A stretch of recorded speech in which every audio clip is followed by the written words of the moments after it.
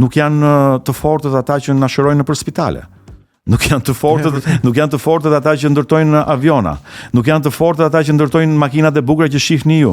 Nuk janë të fortët ata që ndërtojnë ashensorët. Nuk janë të fortët ata që iluminojnë njerëzimin apo që kanë ndërtuar jetën. Mua tekstet mi shkronte Pandi Laço, Armand Trebicka, muzikën ma bënte Adrian Hila. Po sot kemi arritur në një nivel që për mua është, nuk e di, unë do thosha i turpshëm. Thosha, po shiko me vajzë, ti e seksi. Bëj diçka tjetër që ka lidhje me fizikun tënd. Pra, bëu modele, bëu figurante, bëu ku di unë, bëj diçka që ka, po jo te kënga. Kino te kënsor, drita në çdo skenë, 120 minuta mendime që s'flen, nga filmit e libri, magjia që bashkon.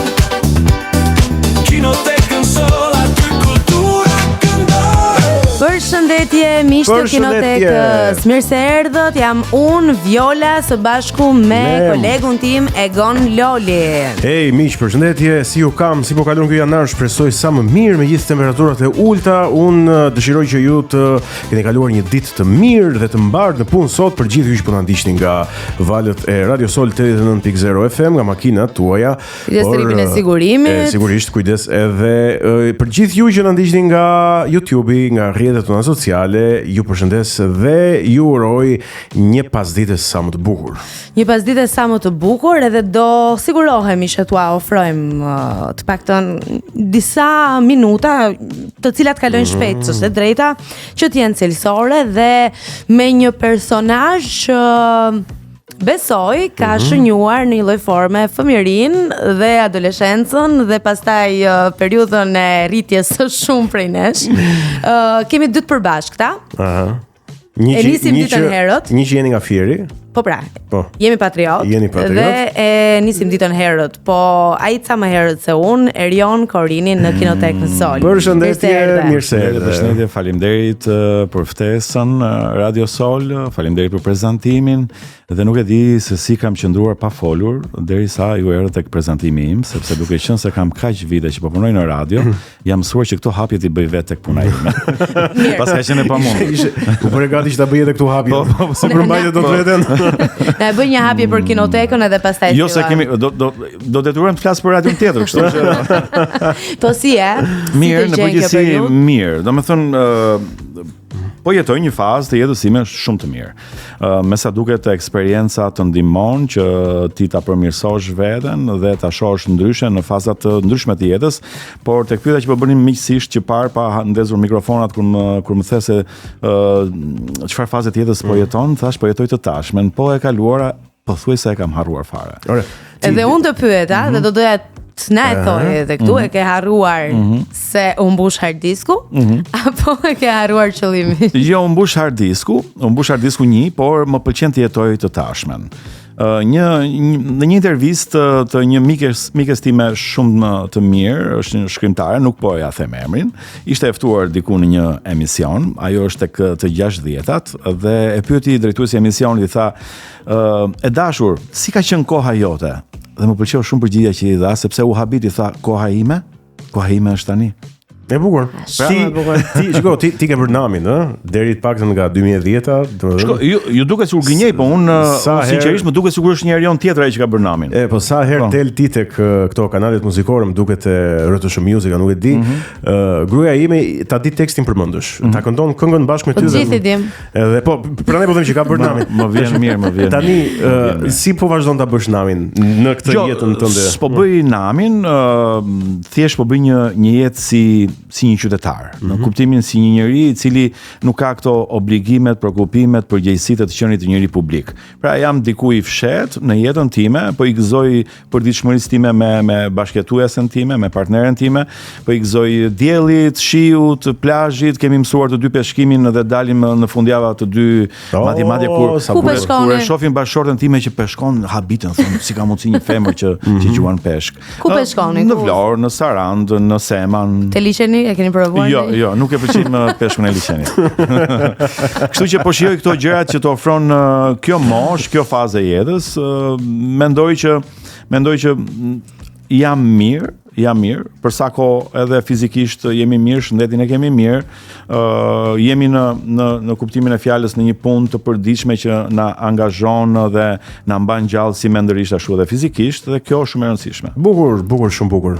Ti në fakt ende vazhdon ta përdorësh fuqimisht zërin, sepse edhe radioja është një tjetër magji. Si ishte ky kapërcimi nga muzika drejt botës së medias, konkretisht drejt radios? Shiko, kjo është një pyetje thelbësore. Në rast se I përgjigjem kësaj pyetje, zëres do të tregoj një kalvar të jetës time, në kuptimin që një zinxhir të ngjarjeve që ndodhen në një periudhë të caktuar vitesh në jetën time. Që do të thotë, unë deri në vitin 2008-2009 kam qenë shumë fort në tregun muzikor, si në shitet e albumeve që kam qenë nga bestsellerat, për mos qëndruar gjithmonë modest, se kjo modestia të lodh ndonjëherë. Ti e mbylle si kampion bote. Dhe tentova që meqense e pash që isha mirë në treg, ke parasysh të rinjt nuk mendojnë gjatë. Në atë kohë unë mendoja se çfarë do lloj gjëje të këndoja të bëja, njerëzit do duar trokisnin, por nuk ishte ashtu. Unë vazhdova, domethënë ndryshova pak zhanër, nga muzika ritmike shkova tek baladat, dhe nuk ishte më ajo mikpritje, nuk ishte ai entuziazëm kur shkoja në koncerte ose kur çoja albumet e mia për të shitur. Pra më dha një goditje kjo fakti I të ndryshuarit nga muzika e tregut tek muzika e baladave dhe muzikës mirëfill që unë doja të bëja që në fillim të karrierës time, pavarësisht se studiot diskografike në atë kohë më orientuan diku tjetër për interesat tyre. Donin të bënin këngë ritmike për shitur kasetën. Në fakt baladat I qanë. Jo, nuk është kompliment, po faleminderit. Duke qenë se vetë jam marrë në mënyrë amatore me muzikë dhe e kuptoj këtë gjë. Dhe nuk donin pra studiot, nuk e gjykonin që tregu do këtë gjë, po themi. Njerëzit më shumë nuk e përqafuan ndryshimin tim. Domethënë nga muzika e tregut, nga O vajza ju dëgjoni këngën time, nga këngë të tilla, të cilat e ndiznin atmosferën për koncerte apo diskoteka, të këndoj për shembull të ndjej, nuk e donin këtë ndryshim. Dhe ishin më të prirur që të shiteshin këngëtarët që bënin muzikë tregu. Unë nuk ndjesha mirë. Të them të drejtën, nuk është se kam dashur të këndoj ato këngë të tregut. E bëja, më pëlqente fama si I ri që isha në atë kohë, më pëlqente edhe paraja që vinte si pasojë e këtij suksesi, por në anë tjetër nuk isha vetja. Ora se duhet ndalemi pak të pjesë. Po kur vendoset thuash jo, nuk dua më këngë për tregun, nuk dua këngë që shesin, dua këngë që mua më plotsojnë si artist dhe më bëjnë kuptoj që vërtet jam duke bërë atë që dua, të prodhoj muzikë cilësore që jeton edhe kur ecin vite. Gjatë viteve 2008-2009 unë doja që të bëja një tjetër muzikë, pra të vija me baladat, dhe pashë nuk pati në një mbështetje nga publiku, kështu që pati një demoralizim dhe një zhgënjim nga ana ime. Por në të njëjtën kohë, edhe pse merresha me muzikë, unë zërin e përdorja edhe lexim dokumentaresh, narracione tjera, lexime reklamash. Pra, e kisha në disa aktivitete zërin, domethënë e shfrytëzoja mirë. Dhe thash po largohem ca kohë nga muzika dhe po I përkushtohem dokumentareve dhe reklamave.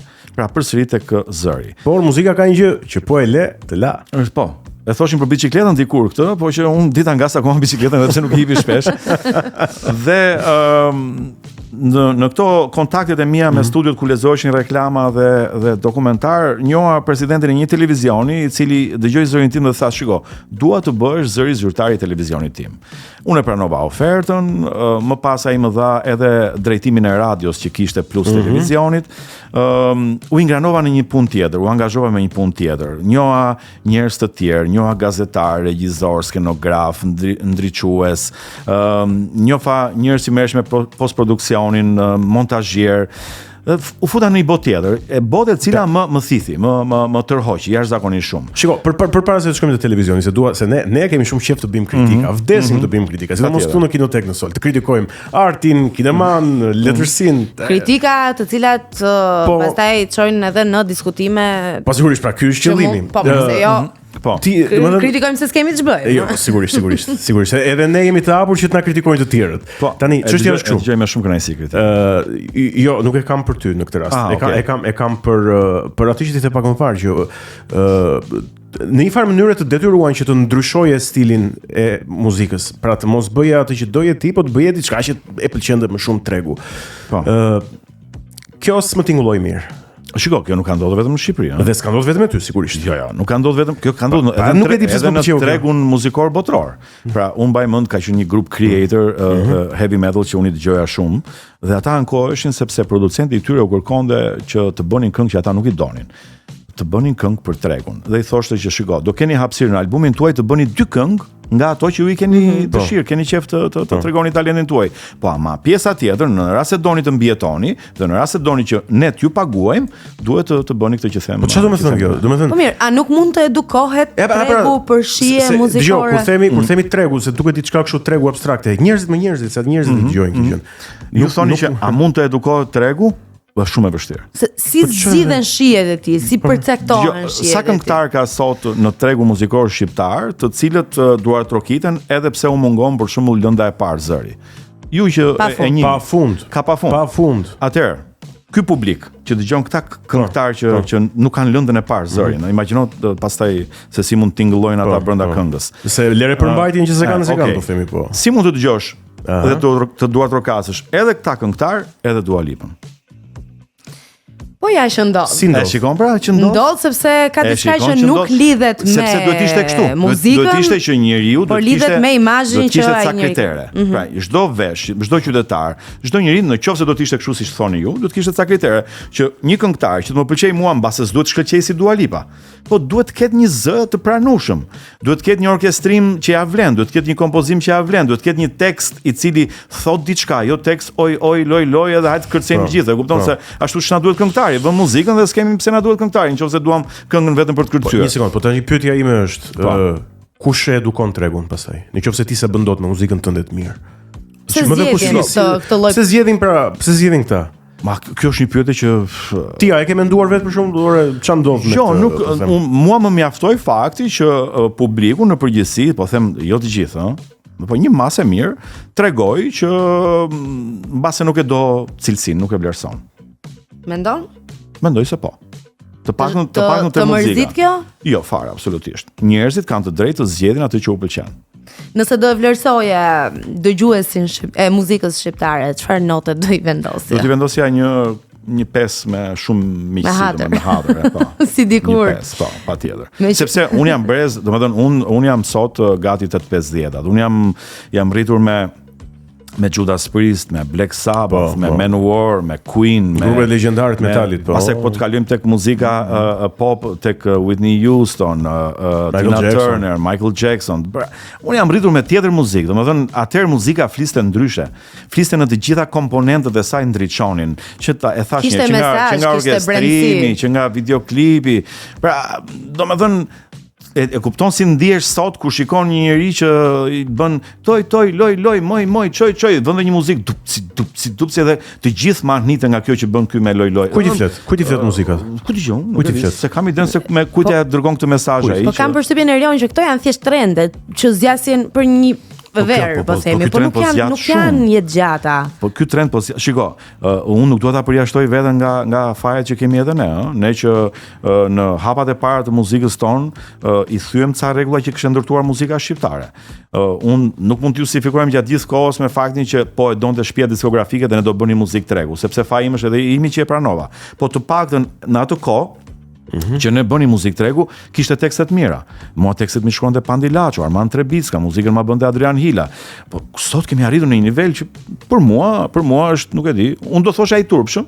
Të tjerët mund duar trokasin, mund të japin çmime, mund ta ftojnë në salla, mund ta duar trokasin. Po pse thash që unë do i vija notën 5 publikut? Edhe le të më urrej publiku, nuk ka problem. Mirë, mua më vjen mirë që ti flet, nuk se kam fare këtë kompleks, domethënë. Besoj atë që realisht mendon sepse në një farë mënyrë tashmë nuk je, po themi, në treg dhe jo, në një farë mënyrë unë sot jam në një moshë dhe kam eksperiencat e mia mbi shpatë. Je i distancuar, po themi, dhe mund ta thuash. Edhe nuk më bën përshtypje fare se dikush mund të shajë në një rrjet social, dikush mund të më ofendoj, madje nëse ata janë aq të frustruar nga jeta që bëjnë çdo ditë, mund edhe ta bëjnë këtë, madje mund bëjmë edhe një foto, ta vëmë aty dhe le të lëshojmë të sharët, nuk më bën pikë përshtypje kjo. Unë mendimin tim do të them. Prap do të dëgjojnë, ti je i sigurt.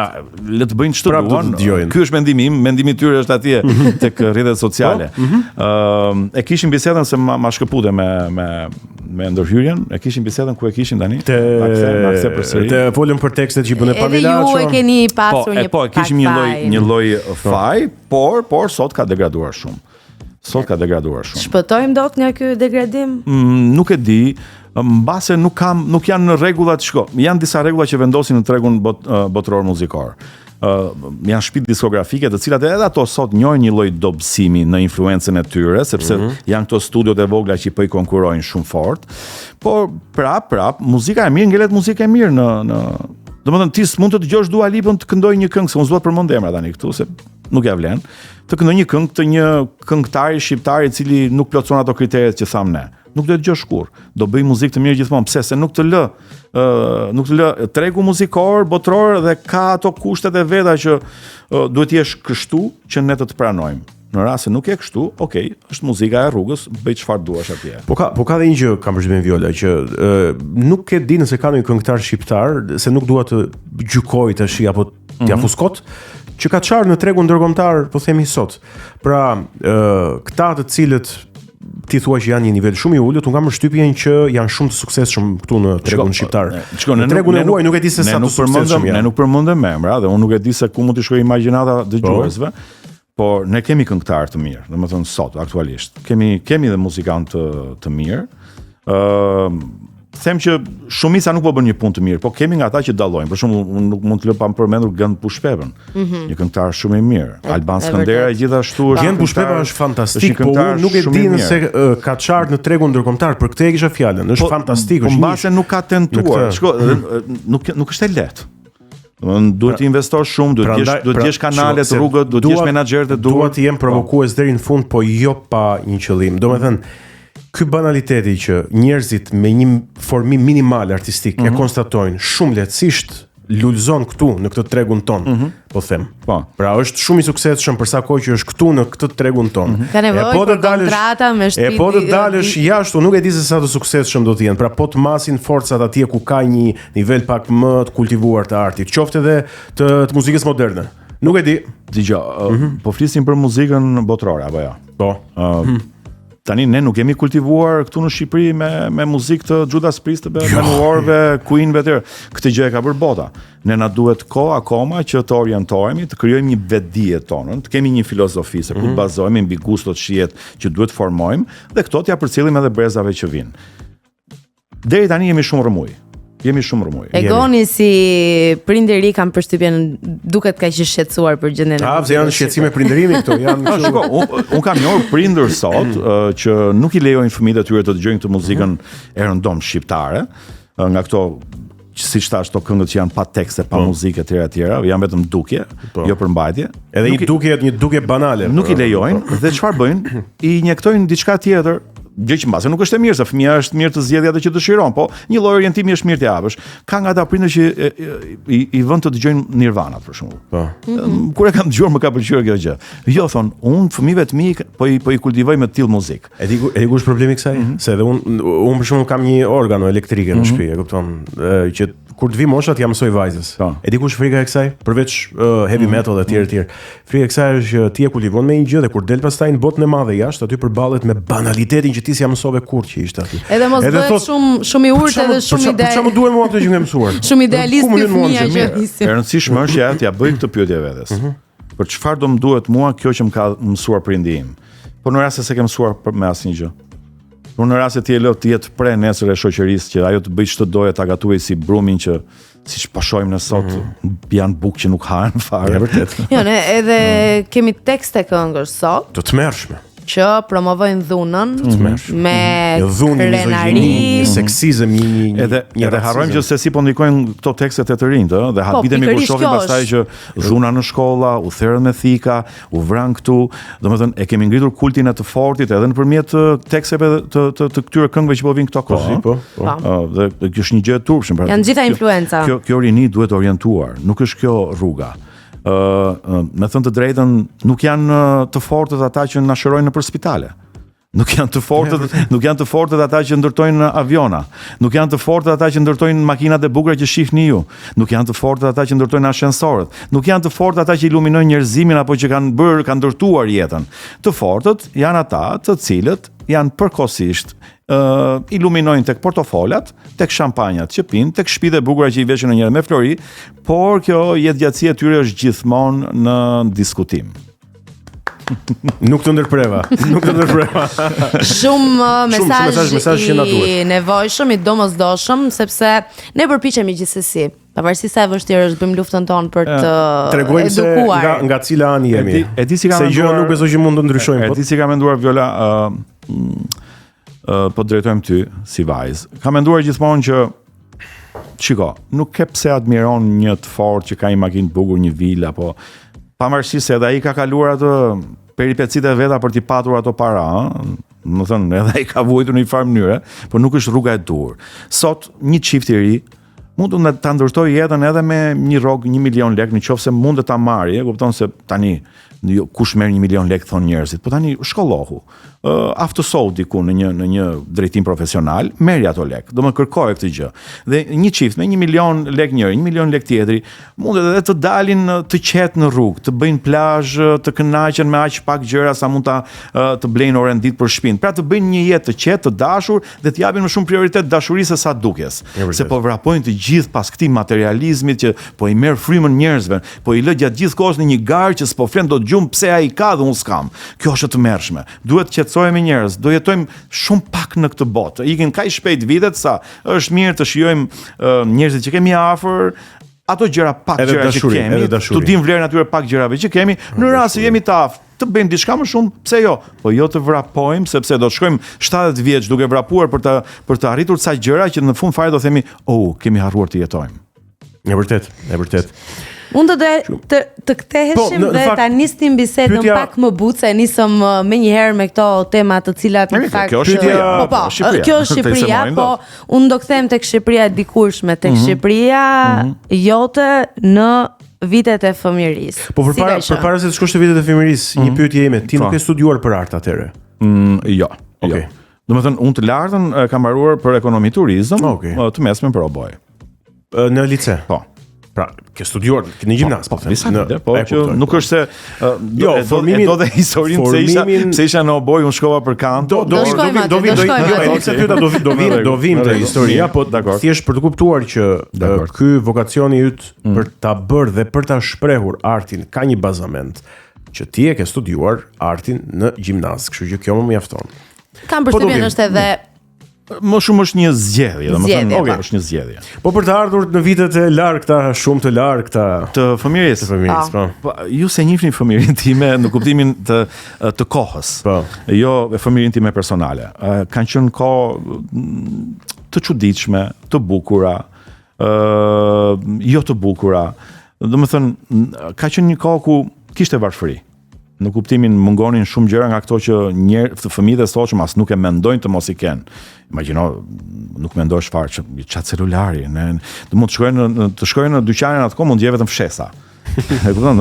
Produkti vetëm që ishte stabil aty nuk lëvizte. Pastaj të tjerat ishin kështu me tollon, ishin furnizime një herë në kaq kohë. Por kishte një gjë që vlerësoi shumë njeriu, në kuptimin vlerat njerëzore.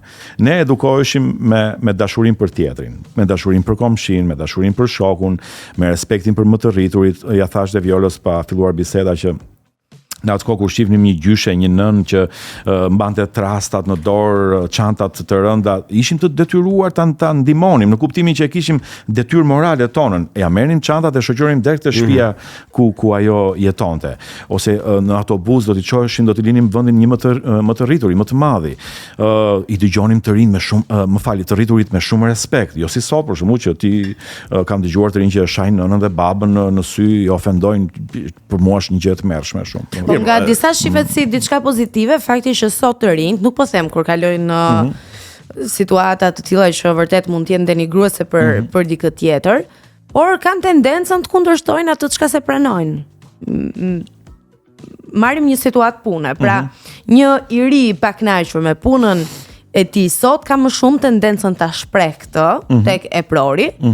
Se sa një person që i përket një brezi tjetër, pranon shumë. Nëse kjo është dobi të punës, i bën mirë kompanisë, patjetër që duhet ta shpreh. Pastaj nëse ai ka teka personale të tipit që shikoj mua në këtë orë më pihet një kafe, po e dua macchiato me pak sheqer, me çik kanellë sipër, kjo pastaj është e tepër. Jo, po ideja është që mos ndoshta në atë kohë edhe, domethënë kishte më shumë prirje drejt një farë konformiteti, konformizmi, po them se konformizmi. Shiko, unë thash, ajo epokë e quante njeriu kapitali më të çmuar, edhe njeriu ishte qendra e të gjithës. jetës. Pavarësisht se kjo ishte një lloj propagande, por ne për atë moshë nuk I kuptonim mirë gjërat na bënte mirë. Pra ne jetonim ishim shumë social, çdo gjë ndërtonim në shoqëri, në familje, po dhe familja ishte pjesë e një komuniteti I cili gëlonte, në kuptimin kishte aktivitete në fundjavë, ne dilim në të shtunën dhe dielën pastronim lagjen të gjithë së bashku. Kishte aktivitete të tilla. Ti do duket e habishme. Sigur të bashkoheshin gjithë komuniteti tek lagja ime. As kam për ta bërë kur. Do ishte ëndër. E rëndësishme është të thuaj lagjes, e rëndësishme është të hedhit te koshi, jo jashtë. Po edhe kjo. Po bëjmë këtë është arritje, po është arritje. Do bëj minimumin. Po ka qenë një fëmijëri, do thosha si gjithë fëmijët e asaj kohe. Çfarë lërash kishet në fëmijërin tuaj? Kishte ne karros me kushinjeta. Karros me kushinjeta, ishin këto kapakët e bojës që ndonjëri bënin një lloj timoni të çuditshëm. Pra kishte një krimtari artistike në thonjza për të vënë në përdorim çdo gjë të mundshme që ne na kapte dora dhe për ta kthyer në një lojë. Edhe topat në atë kohë kanë qenë të çuditshëm, top 50, thoshim ne 80, 100, to plastiku. Po, to plastiku. Madje kur e godisja ndonjëherë që lozin futboll bënte një zhurmë të çuditshëm, dong. Si këmban. Kush ka ngelur keq nga ndonjë goditje? I kemi harruar shokët e fëmijërisë e çuditshme. Do ishte mirë që të uleshim një ditë të bënim një listë me ata që kemi njohur në atë kohë. Kjo është bërë kaq e vullshme jeta sa po harrojmë edhe veten tonë. Jo më shokët e fëmijërisë. Po muzika ku hyri në jetën tënde? Kur? Un kam kënduar që I vogël. Në festivalet e fëmijëve. Po. Isha pjesë e shtëpisë së pionerit, domethënë çdo kur sa herë që bëheshin këto që pranoheshin, bëheshin pioner nxënësit, unë isha atje këndoja. Ndonjëherë këndoja edhe në këto aktivitete të Vjela e Pambukut e tjera. Duket çfarë këngësh e kujton? Ti e det ti gjër plot me tjera në këngë. Po që në Vjelet e Bambukut në kooperativ po thua. Domethënë grupi artistik shkonte atje për të shfaqje, ishim dhe ne të rinj që dilnin përpara udhëheqjes. Në atë kohë për shembull ishte Palimiska ishte në fier drejtues I komitetit. Dhe ishte mirë, ishte bukur. Kishte aktivitet, kishte një lloj vlerësimi, pra në atë kohë bëhesh ky dallimi që Erioni këndon. Viola kërcen. Pra nuk ishte kështu që sot këndojmë të gjithë. Po. Sot kërcejmë të gjithë. Po. Sot jemi të zgjuar të gjithë. Pra, sot duam ta marrim. Kishte meritokraci. Tani ta shohim sa të dua atë kohë, po I jepesh haku çdo kujt. Sa gjëra I kishte për te. Pavarësisht asaj pjesës tjetër që mund të ishte hipokrizi, po që të paktën ti di ta bësh një gjë valla, edhe të dallojë që dije ta bëje një gjë kaq. Edhe për këtë do të cilësohesh, do veçohesh patjetër. Ndonjë moment të veçantë nga fëmijëria, nuk e di pse mua gjithmonë pëlqen shumë të pyes të gjithë për fëmijërinë. E çmoj shumë dhe kuptoj shumë nga njeriu duke më treguar lidhur me atë fazë jetës. I veçantë. Fëmijëria në atë kohë, si ne mezi prisim pushimet, si çdo fëmijë. E veçanta ishte që ne nuk ishim të trysnin, kontrollin, nuk ishim të survejuar gjatë gjithë kohës nga prindrit sepse atëherë nuk guxonte askush që ti bënte keq një fëmijë apo ti bënte keq një vajze apo një të moshuari. Ai sistem të paktën këtë e kishte rendin. As nuk I shkonte mendja njeriu që ti bënte keq njeriu. Dhe ne ishim të lirë. Ne shkonim në fshat me pushime te njerëzit tan, organizoheshim me fëmijët e tjerë, shkonim në pyll, bënim nga këto pikniket me ushqime vete, pastaj bregdet ishte afër, shkonim laheshim. Ishte një liri, një ndjesi aq e bukur sa unë sa herë që dua të shplodhem në këtë moshë që jam, e përdor fëmijërinë time si jastikun tim të butë për të më zënë gjumi bukur. Erion, mendon që do doje të jetoje në atë kohë edhe si I rritur si profesionist në karrierë apo thua që ka qenë mirë për sa kohë isha fëmijë? Se pastaj kur rritesh, gjërat komplikoheshin. Me thënë të drejtën, nuk e di. E ke menduar ndonjëherë për shembull? Do ishte mirë, mbase do ishte mirë. E dija që do kisha një tjetër vlerësim, sepse sistemi në atë kohë, siç e thash, dinte ti bënte dallimet në bazë të talentit që ti kishe. Në rast se kishe një zë të mirë, kishe një vesh të mirë, kishe një interpretim të mirë, ti do ishe një këngëtar I sigurt në karrierën tënde, do të jepesh siç e tham haka. Dhe mua më pëlqejnë shumë njerëzit që nuk japin përgjigje politikisht korrekte. Thonë që edhe si puna e thonë që edhe në kohën e Zogut ka qenë kështu. që Zogu I ka vlerësuar artistët dhe shkrimtarët shumë. Po, se kam përshtypjen që e di ça e ka prishur këtë kohë, pavarësisht as dimensionit lirisë që është pozitive patjetër. Leku. Po u fut leku si matësi universal I aftësive të njeriut, aty prishet. Pra, di të këndosh se ke lek, pra mund të japësh lek që të këndosh, mund të japësh lek që të kërcesh, mund të japësh lek që të bësh politikë. Është bidur. Ne kemi parë playback. Kemi parë vajza shumë të bukura që këndojnë sot, në thonjza. Dhe më ka ardhur habi sepse po ti kisha mike tulesh në tavolin do t'i thosha po shiko më vajzë ti je seksi. Bëj diçka tjetër që ka lidhje me fizikun tënd. Pra, mos bëu modele, bëu figurante, bëu ku diun, bëj diçka që ka, po jo te kënga. Njerëzit më të këqij në botë, besoj unë, personalisht janë ata që thon mund ta bësh këtë, ke talent për këtë kur ti nuk e ke. Ata janë njerëzit që zakonisht çojnë ose drejt veprimeve të marra në përfundim. Po shiko, po edhe ata që nuk e thonë, në rast se ti nuk e ke. Po, edhe kjo është e drejtë, po. Ti mos e bëj se nuk ke talent, nuk e thonë njerëzit. Mbase se ne nuk dim se si ta themi kritikën pa lënduar tjetrin. Jo, na pëlqen të shkojmë një rrugtim se ku do të shkojmë me atë që bën dikush, mbase duke parë edhe që të dështoj nesër, mbase na jep kënaqësi, mbase është pjesë e karakterit njerëzor, se di. Kjo e tregon qartë, këtë e tregon qartë as edhe fakti që me njëherë pas në një lajmi të publikuar jemi të gjithë të sektori komenteve. Për të parë reagimet. Ti në gjimnaz, në shkollë muzike për oboe, po pse nuk vazhdove akademinë e arte në universitet? Do vinte natyrshëm, po them. Ç'ishte ky kalim nga vegla muzikore? Mos harro që ka qenë periudha jo stabile, domethënë jo stabil. Ishte ndrimi I sistemeve, të gjithë donin të iknin jashtë Shqipërisë. Ne kishim ato aspiratat tona, pastaj sa u njoh me muzikën rock, donin të bëshim pjesë e asaj rryme të këndonim ato këngë, po ato këngë nuk parapraqafoheshin shumë nga njerëzit në përgjithësi. Unë shkova fillimisht në gjimnaz, në gjimnazion Aç Kilica. Dhe I thash nënës që unë nuk jam I prerë për njohjet përgjithshme. Unë dua të shkoj atje tek kënga, dua të shkoj tek liceu. Po, dua të shkoj të filloj për kanto, dua të më dëgjojnë sepse kam zë të mirë, ti e di se unë kam qenë pjesë e aktiviteteve. Dhe lash gjimnazin, vitin e parë, shkova në shkollë të muzikës, atje më dëgjoi muzika, mësuesja më falë kantos, më pëlqeu shumë. Më bëri pjesë të klasës së saj, por na kishte ngelur një mësues pa nxënës dhe ishte mësuesi I obojës. Dhe unë më thanë, shiko, ti e ke buzën fiks për oboje. Pse? Që mos shkonte në shtëpi mësuesi I obojës. Dhe ti buzën e kishe fiks apo se kishe? E kisha fiks. Dhe në një farë mënyrë më bën mirë që nuk vazhdova për kanto, sepse mund të isha një këngëtar I impostuar.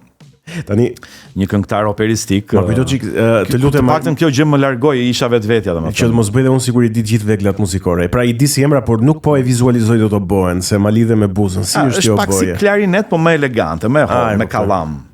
Jo me bukin, me kallam. Me kallam, po. Interesante.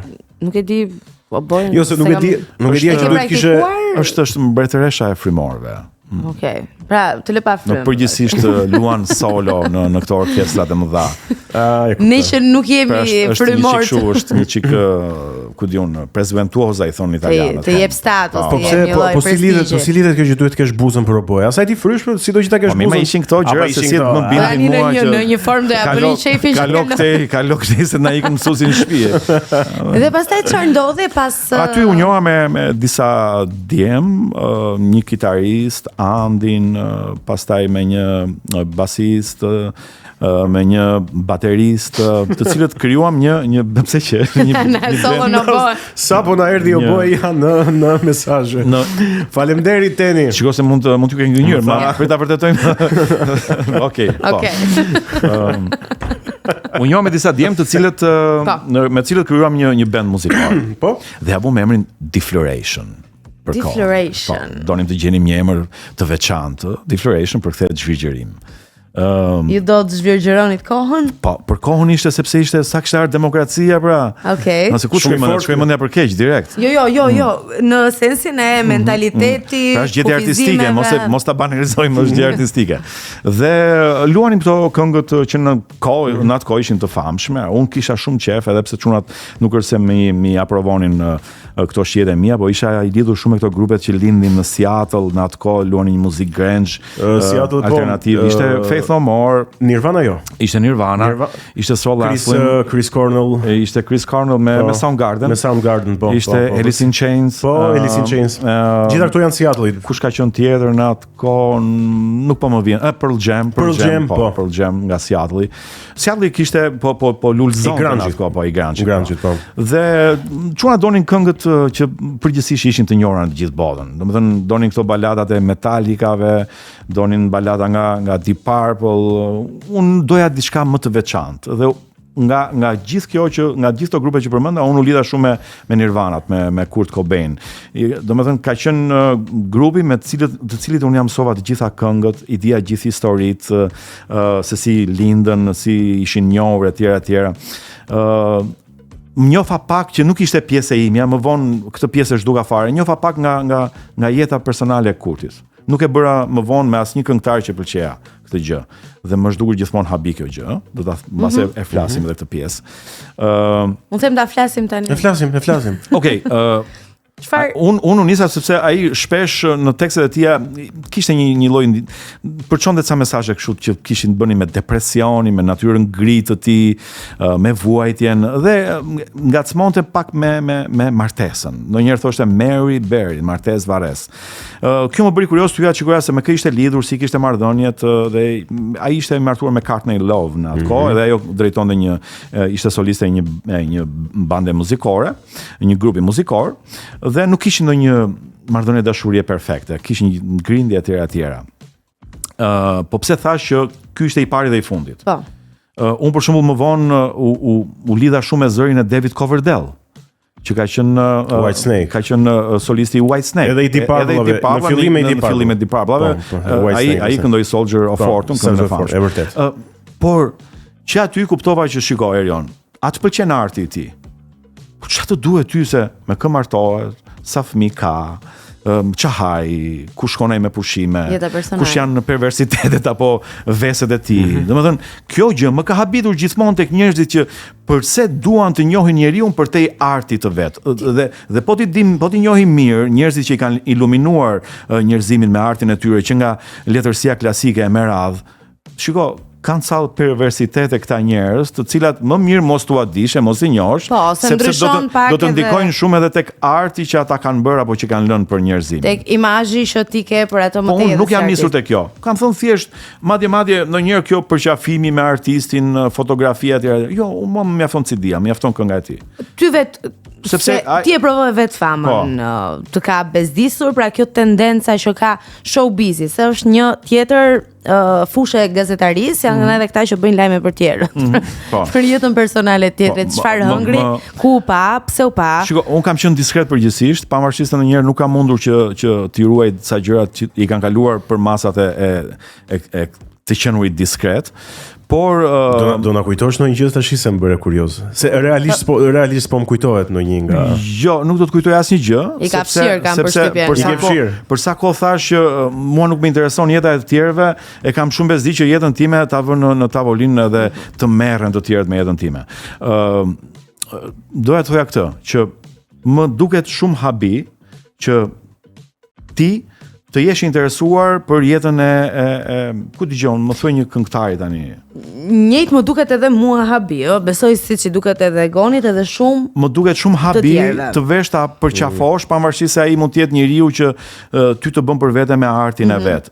Shiko, ky ka qenë harrova tani, një futbollist i cili thoshte më duket çuditë që më duhet rokasin sa herë që bëj gol, se unë detyrën bëj. Pra ta ndajmë atë që është futbollisti në fushë dhe përtej fushës. Ta ndajmë atë që çfarë është artisti në studio apo në skenë, në një koncert përtej skenës. Përtej skenës ne jemi njerëz si gjithë tjerë. Kemi hallet tona, problemet tona. Jo më larg se sot. Ushqehemi, vishemi, si jam shumë dakord. Jam parimisht dakord, po jo kategorikisht. E di pse, sepse ka drama që njeriu kalon në jetë dhe po themi gjithë procesi i reflektimit përbën duke zgjedhur ndonjëherë tharmin e artit tënd, në mënyrën se po të artit, sepse ti ke bërë një këngë ashtu si ke bërë jo ndryshe. Po jo të njeriut. Sepse ti ke bërë atë zgjedhje për të qëndruar te arti cilësor dhe nuk ju dhe po themi tregut. Shiko, ky nocioni idhull apo VIP ka marrë një hovë shumë të fortë me më thuaja simbolin e bukurisë amerikane. Marilyn Monroe. Me këtë filloi kjo dashuria apo të kthyrit në idhuj të VIP-ave, të njerëzve të rëndësishëm nga bota e artit. Nuk ka qenë kështu. Për mos thënë pastaj që në mesjet artistët kanë qenë thjesht zbavitës, performues përpara mbretit apo miqve të tij në oborrin mbretëror. Pra ka ardhur një kohë ku u komercializua dhe u mitizua figura e këngëtarit, e artistit e tjera. Mua për mendimin tim i jepet më shumë se ç'duhet. Unë jam dakord ta shijoj me artin e tij, por si njëri ta lëm dhe tek njerëzorja. Beatles, paktën John Lennoni kanë qenë edhe aktivist të drejtave të njerëzit dhe nuk mund të kuptohet dot arti i tyre edhe pak të pjesë. Kjo është pjesa njerëzore, nuk ka ndodhur me të gjithë, nuk ka të bëjë me artin e tij. Është njësoj se mos themi që Bill Gates është filantropist, po nuk mund futemi tek detajet çfarë bëri në krevat me gruan, se kjo është e tepër dhe ndodh. Ma kapët thelbin e bisedës pra. Ne vim në studio këtu. Dhe vim në studio këtu dhe ndezim dritën. Po. Është shumë e rëndësishme kjo drita apo jo?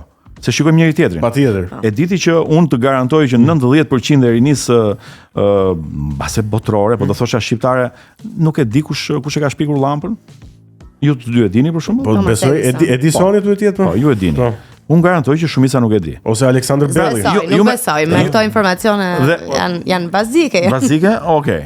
Unë mendoj pjesë e jetës. Për mendimin tim, unë nuk do vlerësoja më shumë një shkencëtar i cili i sjell njerëzimit benefite nga ato që edhe mund të ndodher, jo, se nuk dua të dalë dhe them që s'ka njerëz se din kush e shpiku dritën, se më kujtua një kronikë para ca kohëve kur pyeteshin ca student të fushave të mjekësisë çfarë është HIV dhe pjesa më e madhe nuk e dinin çfarë. Nuk e dini, po e kam parë unë këtë. Më kujtua kjo si një mënyrë për të reflektuar edhe për të. Kështu që ndonjëherë kam bërë habi, se këto janë pyetje që unë i bëj me veten, nuk domethënë të tjerët kanë mendimet e tyre, mbase habiten me këto mendime, thonë çfarë po thot ky. Por unë kam menduar që një shkencëtar duhet të ketë pse di përqafimin nga ana e njerëzimit më shumë se çka ka një artist, duardokitjen më shumë se çka ka një artist. Pse? Se e ndryshon njerëzimin me shpikjet e tij. E bën më të mirë jetën.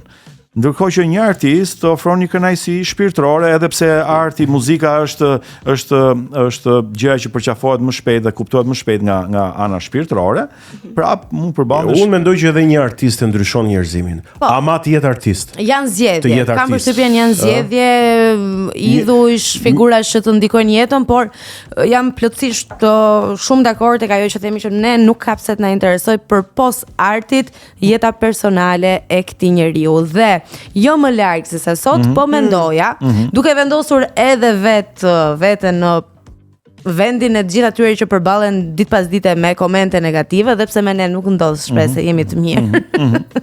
Kush na shan na kaj. Prandaj po përpiqem të bëjmë çik më negatив. Dhe po mendoja mënyrën se si ata që kanë atë telefonin në dorë, na shohin ne që jemi në ato video. Sigurt jemi robot, njerëz pa emocionalitet, pa përjetime, tërësisht kështu të pandjeshëm, dhe ti nuk patjetër bën disa pakte në momentin që zgjedh ti je një figurë publike, po jo deri aty, jo deri tek limiti. Ti nuk zgjedh thjesht figurë publike. Vin bashkë me. Po jo, ti zgjedh të këndosh. Okej. Njerëzit pastaj të veçojnë nga të tjerët dhe me duardokitjet që t'i japin, me dashurinë që t'i japin. Dashurinë është e kushtëzuar dhe dashuria, sepse duhet të bësh atë që duan njerëzit të duan, se po s'bëre atë që duan. Dëgjoj se kam përshtypjen që kjo pjesa e thashë themnaje, se showbizit për jetën private deri në detaje komplet pa rëndësishme me artin e artistëve, vjen dhe pak si pasojë dëshirës tyre për të qenë qendër të vëmendjes. Pra, dikush që do të jetë strikt privat në jetën e vet, nuk mendoj që i del. Prandaj thash që mendimet janë të ndryshme. Pra, një këngëtar tjetër mendon shumë herë më ndryshe nga unë. Ka lidhje dashurie, po them showbizi për të shkëlqyer me drita me xixa, kam fejesa me kontrate ku diun gjëra të kësaj natyre. Unë mbaj mend edhe në kohën time. Pra, po të duash ti kur këndoja. Nuk të hyn gazetarët. Ja ta gjejmë një çik. Kur këndoja, mbaj mend që kishte nga këto koleget, vajza, të cilat u dërgonin mesazhe gazetarëve. Hajde se jam në filan vend, më fotografo. dhe bëhej lajm. Urdhë. Dhe kishte shumë nga këto. Ajo kishte shkuar te parukierja me Dhe thoshin gjasa. pastaj, dhe thoshin paparazzi. Se ku ishin këta paparacët? Ndodhin ka nga ka njerëz që kanë nevojë për konfirmim, në kuptimin që të lutem jam dhe unë këtu, më shikoni, këndoj dhe unë, jam dhe unë seksi, më shikoni, ja kam bërë dhe unë këto operacionet, kam bërë unë këtë ndryshimin, më shikoni, vuajnë nga kjo mania për të dalë, për të dukur. Ajo është strategjia e tyre marketingut. Po mirë, po marketing, po ti si e produkt, më je njëri. Po kur vendos ta trajtosh veten si produkt. Okej, në rregull. Nuk besoj që. Dakor. Kthehemi pak tek vitet 2000. Sfida më e madhe për te gjithçka që diskutuam deri më tani? Sfida? Në muzikë, po. Në ç'kuptim sfida? Diçka e cila të mbetet, të ka mbetur në memori si një moment që ka qenë pak më i vështirë se të tjerët për t'u kapërcyer. Në fushën e muzikës patjetër. Në fushën e muzikës. Unë sfidë do të quaja të kënduarit e këngëve që unë s'kam dashur t'i këndoj. Një prej tyre është? Një prej tyre, Leila. Leila është ajo me një në fshat. gomarka, gjë tjetër. Ka qenë një celulari që unë kam bërë dhe debat në studio për mos ta kënduar. Do ta këndosh, më thanë, ndryshe do prishim kontratën. Kanë qenë shumë këngë që unë nuk kam dashur t'i këndoj. Domethënë këngë të cilat ideoheshin për tregun. I duan njerëzit. Kështu thoshin dhe ne I këndonim. Nuk e di, sot a ndodh kjo gjë, unë jam shkëputur, kam 15 vjet. Nuk e di, a ndodh, a detyrohen më nga apo s'ka më shtëpi diskografike mbase, janë forma tjera të shiturit të produktit sot këngës. Jo YouTube, Spotify, etj. Janë mënyra tjera. Në atë kohë ne kishim kasetën, kishim CD-n që sot mbase jam fshirë, nuk njifen fare. Njifen më kasetat dhe CD-t apo jo? Kam përshtypjen, jo. Jo, nuk njifen. I ruan kasetat? Jo, nuk jam nostalgjik fare. Madje habitem në njëherë kur në një kushurira ime, nëna ose dikush tjetër thotë, shiko, të CD-n tënde e kam mbajtur tu, sille se nuk e kam as vet. Jo, nuk jam tipër nostalgjiku. Nuk të mendoja, kështu nuk e di pse. Jo, s'jam, fare, absolutisht. Madje këtë e kam edhe me njerëzit. Më vjen shumë keq që më ndodh kjo gjë, po ne mund të jemi të dashur shumë të mirë, të shkojmë bukur 2, 3, 4, 5 vjet, vjen momenti që nuk shkojmë më me njëri tjetrin, unë t'i jap dorën, të harroj. Ke dëgjuar baladat I prandaj me shumë gjasa. Po bre, po. Jo, të harroj. Jo, ti mos I paroni të thoshka. I ku duash. Bëj ç'të duash me jetën tënde. Po ky është artisti profesionist. Ky është artisti profesionist. Me jetën tënde. Kënga më e suksesshme dhe ajo që ti e ke shijuar më shumë. Unë kam kënduar në 2001 një këngë në festival me një tekst të Demir Gjergjit, me muzikë në festival në RTS, me muzikë të Adrian Ilës, titulloi Vere Largët. Një këngë që unë e kam dashur shumë, e dua si këngë, ajo u këndua edhe në një festival ballkanik të paqes, u quajt në Ohër, ku ishin shumë këngëtarë nga gjithë Ballkani, dhe atje u nderova me një çmim. U këndua edhe në Polifest në Kosovë, dhe aty u pëlqeu jashtëzakonisht shumë, madje në radio televizioni 21 ngeli në vend të parë për shumë javë në Hit Parade, dhe për mua ishte një nder I madh, sepse në atë Hit Parade ishte Adelina Ismail, ishte ishte Leonora Jakupi, ishte Sabri Fezullau, dhe kur e kam marrë vesh këtë gjë jam lumturuar, domethënë, sepse Kosova ishte një treg dinjitoz në atë kohë, Kosova gjithmonë ka ndryshuar nga ne, ka patur një kulturë tjetër, të paktën në mënyrën se si e kanë bërë këngën, muzikën, artin e tyre, pak të ndikuar nga federata, nga ish Jugoslavia, sepse të themi të drejtën, ish Jugoslavia ka pat muzikantë dhe instrumentistë nga më të mirët në botë, kështu që ata dinin se nga vinin. Ndryshe nga në Shqipëri që u hallakatën pak, duke menduar që hajde bëjmë muzikë latine, disa të tjerë menin nga muzika greke huazonin, disa nga muzika turke, ca nga muzika arabe, dhe çuditërisht këtu përqafohej çdo gjë, ishte për t'u habitur. Nuk ishte një blokad, në kuptimin që shiko, këtë mos na e sillni këtë lloj muzike. Nuk u bë kjo blokadë. Po jemi mikpritës. A mendon që ne kemi kultivuar deri në një farmase, deri në farpike në një muzikë tonën, po them autentike të lehtë gjithmonë. Ose dhe folk, ku di unë tash, se di, ë? Jo, nuk besoj. Tek folklori po, tek muzika e lehtë, jo, nuk besoj.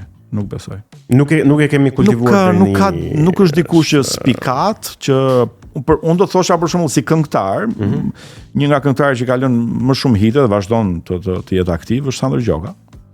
Domethënë atë e veçoj nga të tjerët, por nuk është se kemi ndonjë tjetër i cili ka vënë disa bazamente, disa baza në muzikën e lehtë shqiptare, të cilat do të jetojnë gjatë. Deri tani jo të paktën. Kështu mendoj unë. Vërtet? Kështu mendoj unë. Okej. Po, unë domethënë si një patjetër. Si një 50 vjeçar, e kupton? Jo, isha duke menduar tani për emra. Jo, për shembull, mund t'i thuash, mund t'i sugjerosh për shembull. Për fakt vështirë të gjesh. Aurela Gaçe. Okej, po. Alban Skëndera i kontinui koha. Aurelën e kam parë të luaj bukur artistikisht nga muzika e lehtë tek folklorike. Frederik Ndoci. Dhe këtë e ka vënë gjithmonë në dispozicion të asaj që ka menduar që në këtë vend vetëm kështu mund të krijosh baza të mira ekonomike, po edhe mund t'i bësh njerëzit të duan. Mendoj unë që ajo e ka menduar këtë gjë. Frederik Ndoci sepse ka shumë këngëtarë të muzikës lehtë, të cilët nuk e di a din njerëzit apo jo, dëgjuesit. Plus këngëve që këndojnë, këngëve tyre të lehta, kanë bërë një kolazh me këngë popullore në studio dhe këtë e vendosin sa herë që ftohen në diasporë. E kanë gati, sepse e din shumë mirë që shqiptarëve kudo të vesh tu këndosh, përjashto Alban Skënderin që po kultivon një kulturë tjetër. Po, është I cili vetëm në koncert këndon këngët e tij dhe kaq, të tjerët këndojnë këngët e tyre, po janë të detyruar të këndojnë muzikë popullore për të ngritur atmosferën, për të fituar ndonjë lekë etj. Më kujtuan ato meme tipike me asnjëri që nuk lëviz në momentin që keca këngë aty. Po. Dhe pastaj fillon valli Altropojës, janë gjithë. Hopa. Është ahengu. Një popull që fli ahengu. Është kjo që ndodhi me mua pra, që thash në fillim të viteve 2008, 2009, 2010, unë ndryshova totalisht mënyrën se si e shikoja muzikën që bëra balada dhe nuk mora më atë mbështetje nga masa, nga publiku. Si të shihnin ty njerëzit kur këndoje këto këngët që i donte tregu dhe si të shihnin më tej kur bëre muzikën që gjeje veten. Po, shiko, unë nuk pata çfarë imazhi kishin krijuar. Nuk pata shumë kohë ta bëja këtë analizë, sepse ty të vjen si artist një lloj zhgënjimi, nuk merr më atë mbështetje që. Se ka ca artistë që tashmë i ka mbetur nami si artist komik, pra këngëtar që bëjnë këngë komike, edhe pse mund të jenë shumë talentuar. Edhe kur vin pastaj me diçka më serioze, më balad, një këngë që ka më shumë vlera, thjesht ose mund habiten ose mund të po është ky ekuacioni që dikush e ka kaluar mbi supet e veta si eksperiencë i ka dhënë zgjidhje. Domethënë si qëndron e gjitha kjo marrëdhënie midis publikut dhe këngëtarit, artistit. Do thuhet përgjithsisht nëpër skena, ju dua shumë nga këngëtari dhe publiku nga ana tjetër të duam edhe ne. E gjithë kjo është një marrëdhënie interesash dhe kushtëzuar. Sepse në rast se ky këngëtar nuk do bënte më muzikën që duan njerëzit të dëgjojnë, ata nuk do duan më. Pra, ju më doni për sa kohë unë bëj atë që doni ju. E thjesht. Marrëdhënia e qartë. E kuptueshme apo? Shumë e kuptueshme. Fatkeqësisht shumë e kuptueshme. Madje. Dhe keqja është që publiku vendos këto. Ka dhe sjellje të tilla, nuk ndodh vetëm në Shqipëri, ëh. Ka dhe sjellje të tilla. Për shembull, mbaj mend me Amy Winehouse, më duket, nuk e mbaj mend mirë tani, të jem i sinqert, me një këngëtar i cili kishte shitur biletat, një numër të madh biletash, dhe nuk e bëri koncertin sepse u përkeqësua nga pija që kishte pirë një natë më përpara. Nuk është se e mirë kuptuan, se kur e do ti kë mirë kuptoje. Pra shkon mbaj kokën kur t'jetë keq, jepi një aspirin ose mblidhuni të gjithë si publik. Se thjesht thuaj bëhu mirë. Bëhu mirë të keqen se ne do vim prapë te koncerti tjetër, nuk i duam as këto lekët, jo. Të gjithë kërkuan lekët pas. E pra kjo është një dashuri e kushtuzuar, e drejtë, po, shumë e drejtë. Leximi besoj është një nga gjërat preferuara. Po. Në këto kohë, të jemi sinqert, domethënë këto kohë, kam që nga vera që nuk kam lexuar, nuk kam kapur libër me dorë. Kështu që unë them se jo të sjellim disa sugjerime nga leximtari, siç çdo të mërkur këtu në Kinotekën sot. Okej.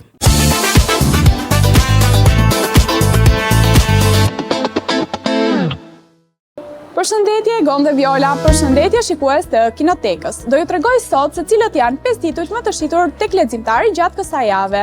Libri i parë Jam musliman nga Ben Blushi. Zgjoni gigantin e brendshëm, Tony Robbins.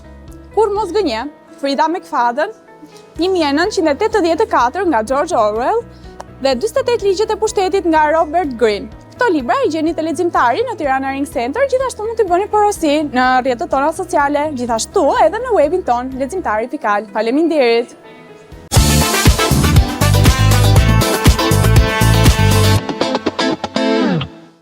Faleminderit leximtarit për librat, faleminderit Cineplexit për kokoshkat edhe për filmat e mirë si çdo herë, dhe faleminderit Bono që na ëmbëlson, po i sheh more Gonsi, po i Ma sheh. i shoh më Viola se më griu.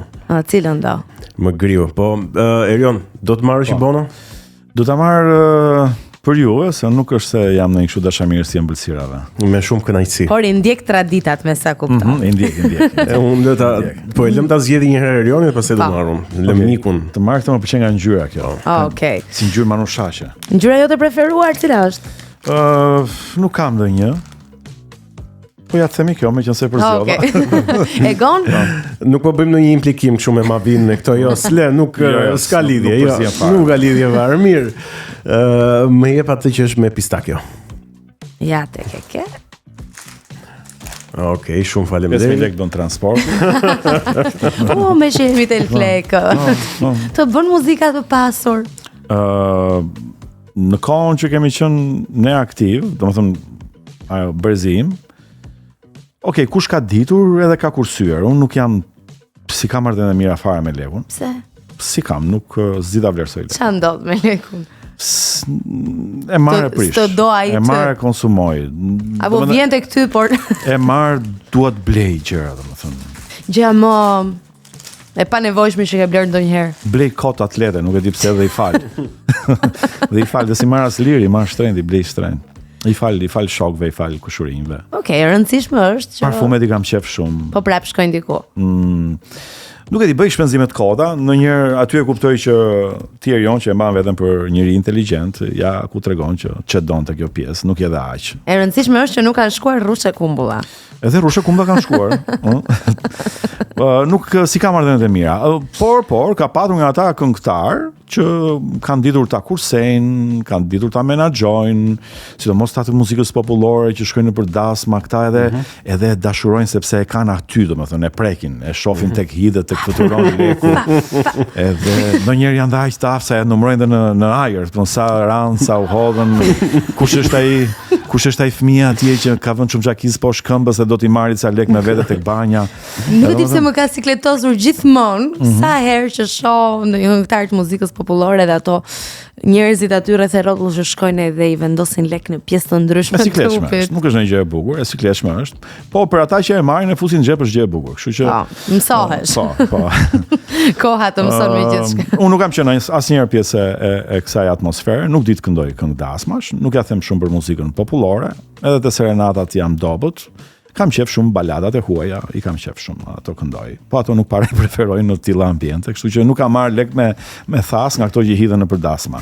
Thjesht janë paguar nga albumet e mia të para dhe albumin e parë dhe të dytë janë paguar mirë për kohën, për moshën që kisha. Imagjino që të dytën e shitaj gati 25 milion lek, në atë kohë isha 25 vjeç, 24 vjeç. Ishte një shifër Tamam për moshën. Po, ishte- Nga 1 milion për çdo vit të isha jetë. bestseller. Domethënë, ndonjëherë thon pse le muzikën, po pse ata quajmë dështim këtë, ose pse ndodhi kjo kështu, pse ndodhi ajo ashtu, i them, po prisni, i them, ky udhtim nuk ka të bëjë me ju që më shihni. Apo më dëgjoni. Ky udhtim ka të bëjë me mua personalisht. Pyetja është, a e kam shijuar unë këtë udhtim të jetës time? Kjo ka shumë rëndësi. Dhe a e ke shijuar ti këtë udhtim të jetës tënde? Mendoj se jeta është shumë interesante. Jeta është shumë interesante, të paktën ajo jetë që kam bërë unë, ka patur ulje, ngritje, suksese, dështime, ka patur dashuri, zhgënjime, ka qenë shumë interesante si jetë. Kam mësuar goxha. Ka gjëra për cilët jam krenar, ka gjëra për cilat nuk jam fare krenar. Por që kur shikoj jetë monotone, them Erion mos u ndjek, bër një jetë e cila e ka vletur të jetosh me sukseset dhe dështimet e saj. Në fakt unë këtu doja të ngeleshim pak tek reflektimi. Domethënë çfarë bëre me 25 milion lekë? Aty e kemi në tek lekët. I prisha. Domethënë i shpenzova besoj që meqense nuk e mbaj mend si kam shpenzuar, do të kem shpenzuar shumë shëmtuar. Okej. Kisha edhe një dikë që më influenconte shumë keq te kjo puna e lekut. Ishte një shok i fëmijërisë time me cilin u rritëm në një lagje shtëpi përballë. A burse për çfarë e bëre për të mbajt aty Është një kaçurel si e njohin gjithë shqiptarët. Oh, Sabiani. Atë që thoshte Ilusha Qeri për mua e bëre këtë këngë. Me Sabianin më jam rritur, kemi qenë komshinj. Edhe ai njësoj si unë edhe ai. Domethënë e hanim lekun. Çe that njëri tjetrit kur nga shok lagjeje komshinj u pat në botën e muzikës. Ne u takuam pas disa vitesh pa e ditur që do takoheshim në atë kohë. Ajo nuk ekziston më, kështu që unë s'po i bëj reklam, quhesh Faf Studio, e drejtuar nga Adrian Hila dhe Fatmir Duro në atë kohë. U takuam aty. Domethënë na përplasi përsëri rastësia nga komshinj, na përplasi përsëri rastësia në Tiranë. Ai bënte albumin e vet, por më gjeti mua teksa unë po e mbaroj albumin tim të parë me muzikë latine, por shqip. Si u prit në atë kohë? U prit shumë mirë, çuditërisht u prit shumë mirë. Unë nuk është se kisha shumë qef, po u prit shumë mirë. Po ja, është ajo që e tham pak më herët që ne kemi adoptuar gjithmonë çdo lloj rrymë muzikore. U prit shumë mirë, e çuditshme. Mbase në atë kohë, tregu ishte lodhur shumë me këto motivet greko-turke që përdoreshin në muzikën shqip të tregut dhe kjo ngacmimi latin e këtyre nuancave latine brenda muzikës shqiptare u prit mirë. U përqafua, u shit goxha shumë bëri nami në atë kohë kaseta. Besoj, se s'kishte CD. Për ju që keni jetuar ato vite famën, po e them unë se vërtet, keni pasur shumë famë dhe popularitet tek njerëzit. Keni qenë artist të dashur. Si ishte kontakti me njerëzit? Pra, kur dikush çihte në rrugë në atë kohë, çfarë thoshte? Dgjoj, ka qenë si e përballoje ti këtë nga ana tjetër? Ka qenë çik sikletshme si marrëdhënie. E para njëherë duhet ta nis me faktin që ne kur donim të bënim ndonjë videoklip për të ilustruar këngën, e kishim shumë vështirë të gjenim vajza. Nuk vinte të dilte dikush figurante. Po, ishte e turpshme në atë kohë. Mund të ishe pjesë e një videoklipi. E detyroheshim një shoqe, një komshi, kush merrte të dashurën, kush të fejuarën për të plotësuar atë panoramën e klipit. Po edhe me fansat në rrugë ka qenë shumë e sikletshme. Shumë do donin që të vinin të merrnin një autograf, u vinte zor, u vinte turp. Nuk ishte kjo lirshmëri që është sot. Domethënë rrallë herë ndodhte që në rrugë atëherë edhe pse të njihnin të gjithë, kur shkojnë në një restorant do të ofronin një verë apo një pije, në rrugë dikush do të jepte një ëmbëlsirë apo një përqafim, po prap nuk ka qenë kjo lirshmëri që është sot. Po komenti më i çuditshëm që ke dëgjuar për veten që ka ditur. Komenti më i çuditshëm nuk është se kam fiksuar ndonjë koment. Dëgjoja kështu budalliqe të tipit ka 3 fëmijë kështu. Jo, nuk kam dëgjuar ndonjë gjë që më ka ngelur mendja. Po. Po kam përshtypjen që edhe vajzat e videoklipeve ishin më të bukura atëherë se sa janë këto sot. Ku di vetë. Ja, do të thashë ishin pak më natyrale, Natyrale po, më të bukura. Se tani këto vërtet bëjnë ndërhyrje këto të sotmet, po ka dhe që u rrin bukur ato ndërhyrje. Mirë, bëhen me karar. Estetikisht them që sot ka vajza që prezantohen më mirë se në atë kohë. Atëherë kanë qenë bio. Në qoftë se ato që kanë qenë bio në atë kohë do të kishin këto kushte që kanë sot me këto, ku diun, sallonet e estetikës etj, do të ishin do shkëlqenin fare, do ndriçonin. Sa bukur. Po të kthesh pas në ato vite, po të kishe mundësi të jetoje edhe një herë. Çfarë do bëje ndryshe? Çfarë do bëja ndryshe? Po në qoftë se do kthesha pas unë prap ky do isha, kështu që se di prap gjërat lëmsh do i bëja siç i kam bërë. Po që nuk e di. Çfarë do bëja ndryshe? Do qëndroja më shumë me njerëzit, se sa me idenë që duhet jem një profesionist i mirë, duhet i përkushtojmë karrierës, duhet të kalojmë shumë kohë në studio, duhet patjetër të kisha qëndruar më shumë me njerëzit, sepse më kam kaluar, më kanë ikur nga jeta njerëz të cilët mbase duhet i kisha mbajtur fort në jetën time. Edhe si kam dhënë rëndësi në dur. Po kur e kupton njeriu këtë, pra? Kur e kupton njeriu këtë? A është një moment që ti shkon mirë themelet? Unë se di, mbase për mua është vonë, në kuptimin që e kuptova tani. Ka njerëz që se kuptojnë kurrë. Ka njerëz që e kuptojnë mbase 70-80 vjeç, ka njerëz që e kuptojnë më herët se unë, që 35 vjeç apo 40 vjeç. Se di, po për mua ky ka qenë, domethënë tani është momenti për të bërë një reflektim të qartë të asaj që ka ndodhur dhe unë them që nëse do isha kthyer, me lekun do isha sjell po njësoj, do e kisha shpenzuar. Por me njerëzit do t'i Ka thënë Arqola Toska, harxoje parën mos kurse nuk vlen një kursimtar. Edhe kjo na ka udhëhequr.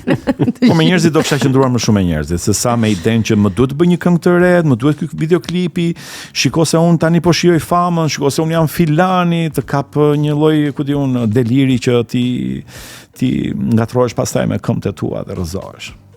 Përballë kujt nuk ishe asnjëherë i famshëm. Përballë vetes time. Okej. Përballë vetes time isha ai ideali që këndoja që i vogël, që nuk e dija çfarë ishte fama. Dhe sot e kam pak të paqartë atë që ka ndodhur. Domethënë nuk di të bëj një përkufizim çdo të thotë ti je i famshëm. Kjo më është dukur gjithmonë e çuditshme. Njerëzit ta japin, njerëzit ta marrin, ti je po i njëjti ai që ke qenë. Ti e le apo ta morën njerëzit? No, unë them që ma morën njerëzit. Atë që më dhan ma morën. Okej. Unë jam po ai që isha. Domethënë jam po ai zë, jam po ai artist që isha, e do të jem derisa të des po ai. Pastaj punë tjetër se ç'bëjnë njerëzit, ta japin famën apo ta marrin prapë është në dorë tyre, janë të lirë ta bëjnë si të duan ata. Meqense ti 15 vitet e fundit je marr edhe me media. Cila është më skandal këtu në këtë vend? Është muzika apo media? Muzika apo gazetaria? Më skter. Unë mendoj që ecin paralel të gjitha. Mendoj që vetëm gjë e bukur që kemi ne është natyra në Shqipëri. Pastaj muzika, media, politika, janë pjesë të njëjtës, ekonomia. Domethënë duket sikur ecin krah për krah të dehura me njëra tjetrën. Rrëzohet njëra mban tjetrën edhe ky domethënë ky lloj vallëzimi i shëmtuar vazhdon. Jo më gjatë se 2 ditë më parë. Pash 2 tituj që më habitën. Dhe kur them më habitën, unë kam që nga viti 2011 që jam pjesë e televizionit, domethënë kam qenë pjesë e një televizioni informativ në Shqipëri dhe isha në kontakt me lajmin, me gazetar, me prezantues, me analist, kam qenë në kafe me ta, diskutonin, flisim, pra fillova të kuptoja diçka se çfarë ndodhte në Shqipëri kur ke të bësh me lajmin, thelbin e tij. Burimin si trajtohet, të vërtetën, këto zmadhimet etj, abuzimi ndonjëherë me titujt. Dhe çfarë ndodhi? Lexova një titull në një portal që thoshte para 2 ditësh fiks, thoshte kështu: trafikanti shqiptar sfidon autoritetet angleze. Dhe thash me vete, e para punës, ne media po kontribuojmë që ta kthejmë gangsterizmin të fortin në kult. Dhe pastaj ankohemi pse të rinjt duan të gjithë të bëhen të fortë dhe vrapojnë mbas lekut në mënyrë për ta fituar atë në mënyrë të pistë. Po ç'është ky trafikant që sfidoka autoritetet angleze kur Anglia ka një nga policitë më të mira në botë, më të afta. Ka shërbime sekrete më të mira në botë, më të afta. Për mos shkuar pastaj tek ushtria apo institucionet e tjera. Flasim për një vend si Anglia e cila ka sunduar botën. Tani del një kudion pseudo gazetar dhe bën një titull të tillë që jo vetëm shëmton portalin ku e ka shkruar këtë titull, po edhe keq informon njerëzit, edhe e deformon edhe i keq orienton në kuptimin me atë se çfarë po ndodh në të vërtetë. Dhe ne e dim se bëhet kjo. Dhe ne s'dim pse kush është qëllimi, thjesht për të shkuar te klikimet. Po është shëmtuar shumë. Ose pash të tjetër në rastin e kësaj që unë do e quaj fatkeqe. E kupton, fatkeqe në kuptimin se si ne e shtruam të gjithë apo e analizuam të gjithë nëpër studio apo nëpër tavolinat tona ne shqiptarë që nuk lëm gjë pa paragjykuar e pa diskutuar. Të nënës me 3 fëmijë. Po. Të gjithë morëm nga një gur për ta gjuajtur, po edhe media e para fillonte një lajm horror, braktisen 3 fëmijë. Pa pyetur njëherë, po prit, çfarë po ndodh me këtë grua? Kush është kjo grua? Çfarë probleme ka kjo ekonomike? Apo kalon në gjendje depresioni kjo grua? Pse e kanë lënë? A është shteti aty për t'i dhënë një ndihmë? Ku janë këto shoqatat e grave që dalin nëpër këto tryeza televizive çdo mbrëmje dhe thon kemi këtë projekt në dorë etj. Ku janë këto gratë që këto shoqata i integrojnë?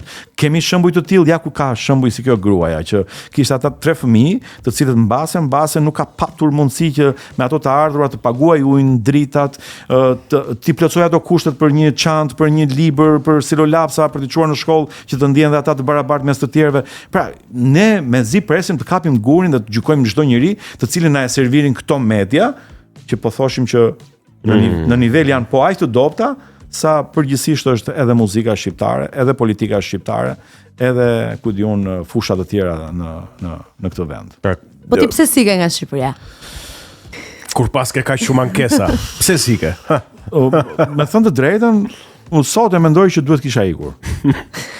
Është shumë vonë? Është shumë vonë për mua. Është shumë vonë sepse unë nuk do mundem dot që të dal jashtë profilit tim të punës, se të bëj një punë mbase që do më plakte para kohë, të tipit se di një ndihmës guzhonjer, se mos më marrë njëri tani të më vëj qoftë edhe për gjuhën që duhet ta flasësh në mënyrë shkëlqyer për të qenë pjesë e një radio, një media, e leximit të një dokumentari apo ku diun se çfarë, do të dish gjuhën perfekt.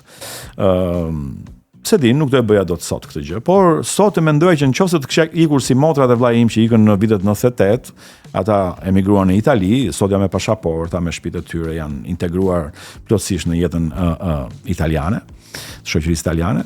Them që nëse do kisha ikur në ato vite, do kisha mësuar një italisht shumë të mirë dhe mendoj që do të isha pjesë e një radioje në Itali, në Firenze apo kudo që do jetoja. Ka një gjë që nuk ja fal vetes? Shiko, gabimi më i madh që mund të bëjmë ne në jetë është të mos falim veten. Domethënë, kjo është gjëja e parë që ne duhet të bëjmë. E para të flasim me veten, e dyta ta analizojmë kur bëjmë një gabim, po ajo e treta dhe më e rëndësishme është ta falim veten tonë.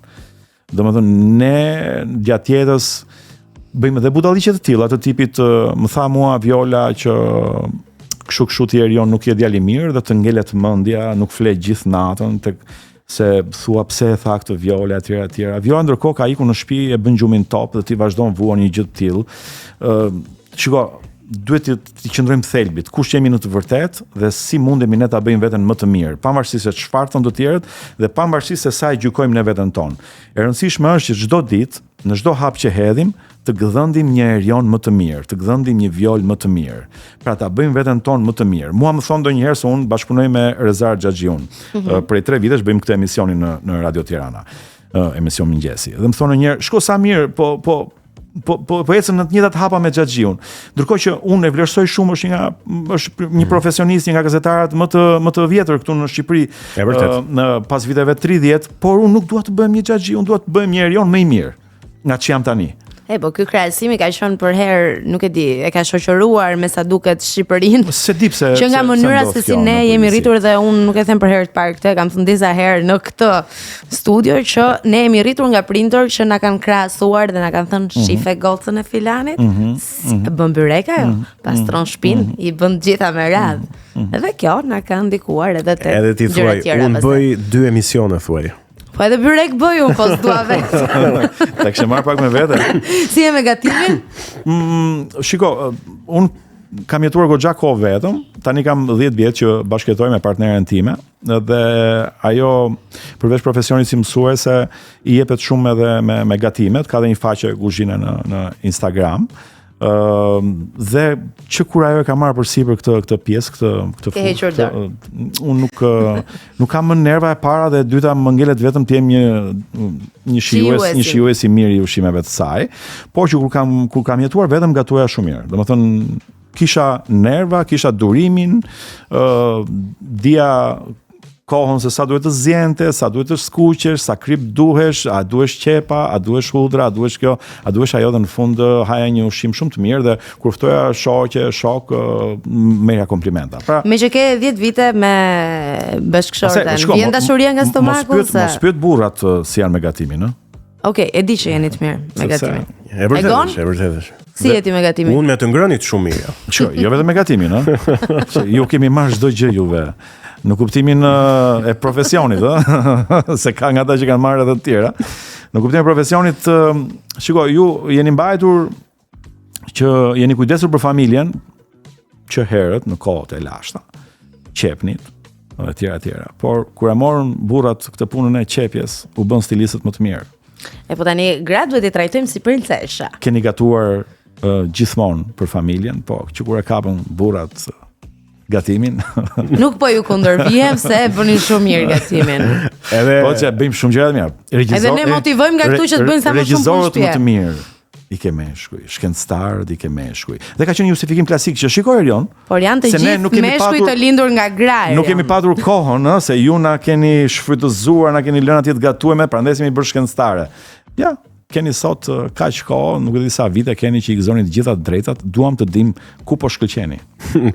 Edhe burrat kanë qenë shoferët më të mirë, po kur e kapën gra timonin, Atë filluan më shumë ushtuan numri i aksidenteve. Megjithatë, ju burrat që jeni kaq të mirë dhe të mrekullueshëm, jeni të gjithë të lindur nga gratë, kështu Po, që kjo është e vërtetë. Mos të bëni edhe këtë ju pastaj. ne i bëjmë të gjitha mirë, po le të mos hapim luftë gjinore këtu. Dgjoj, unë doja të të pyesja shpejt për disa nga këngët. Po. Tani nuk e di se sa ti vlerëson të gjitha këto, do ta lë ty ta thuash, por unë jam kurioz të di për shembull të dashuruar, ë? A lindi nga një histori konkrete, ndjenjë konkrete apo ishte thjesht projekt artistik, po themi? Jo, nuk ka lind nga ndonjë histori konkrete, thjesht krijim artistik. E kuptoj. Okay. Falja do shpirt. Falja do shpirt me tekst të Gjergj Orgaqit. Po. Nuk ka një histori konkrete. Mbase ka qenë një histori e poetit të Gjergjit dhe unë nuk A e kuptoj. s'ma ka Po thënë. në rastin tënd nuk ka, Jo, po them, jo, nuk ka diçka. lidhje, jo. Interesante. Nuk meriton as të urrehesh. Ka lidhje me një histori time, por më shumë ka lidhje me një histori të atij që e ka shkruar tekstin, të mallit Arben Duka, të ndjerit Arben Duka, që na Kam përshtypjen- dëgjon, na shikon nga lart. Ka qenë ndër këngët e fundit, Ka qenë në vitin 2010-2011. po, nuk meriton as të urrehesh. Ishte një tekst që Arbeni kishte gati 2 vjet që e kishte shkruar dhe ma tregon, ishte një tekst shumë i gjatë. Ishte një tekst që i kishte të gjitha vargjet plumba, po unë zgjodha ato që ishin shigjeta, jo plumba. Shumë e vërtet, tani që e kujtoj, Edhe Fati Qan me Mariza Ekonomi ka qenë një këngë që kishte një lloj lidhje me ato që çfarë po ndodhen atë kohë me jetën time dhe me të kompozitorit që ka kompozuar. Do është të bëjë disa pyetje të tjera të kësaj natyre. Një këngë e jotja që sot e kupton më mirë se sa atëherë që e ke shkruar apo e ke kënduar, nëse nuk Nuk e ke. ndodh. Nuk ndodh sepse në studio një këngëtar, një artist, në rast se është artist i vërtet, do japi maksimumin në interpretim, në mënyrën se si e ndjen, e përjeton këngën, tekstin, muzikën, pra e jep maksimumin aty. Nuk ndodh që ti ta kuptosh më vonë, nuk është si një libër apo film të cilin ti pra, e shikon më vonë dhe kupton diçka të re që nuk e ke vënë re si detaj apo si ndjesi. Jo, ti jep maksimumin tënd në studio dhe aty ke kuptuar të gjitha, nëse i ke kuptuar të gjitha, por nuk ndodh që ti më vonë të kesh një lloj rikthimi apo analize lidhur me atë që ke bërë. Dhe në vazhdim të kësaj, një tekst që do doje të ishte ndryshe, nëse e ke bërë ti, do doje ta kishe shkruar ndryshe. Një tekst, po ka shumë, domethënë unë doja të ndryshoja shumë tekste nga ato që janë bërë në atë kohë, po përgjithsisht jo tek këto këngë që ti përmende. Okej, jo vetëm tek këto, sigurisht, sepse jo unë vetëm quaj tek këto. këngë të mira, siç quaj Vere Largët nga Demir Gjergji, Nuk meriton as të urresh nga Arben Duka, Do ekzistoj nga Pandilaço, ka shumë tekste të mira të këngët e mia, po ka nga ato pastaj që mua si celulari, për shembull, që unë nuk doja si tekst këngë, edhe pse ka shkruar një poet që është një poet shumë i mirë, po unë s'dua t'ja përmend emrin tani. Një betejë artistike që e humbe, po nuk e mohon që e ke humbur. E pran. Një betejë artistike? Një betejë artistike, nëse. Mendoj që fakti që s'jam në tregun muzikor me këngën. Okej, mund ta Okej. Pa. Mund të quhet që e ke humbur, apo ishte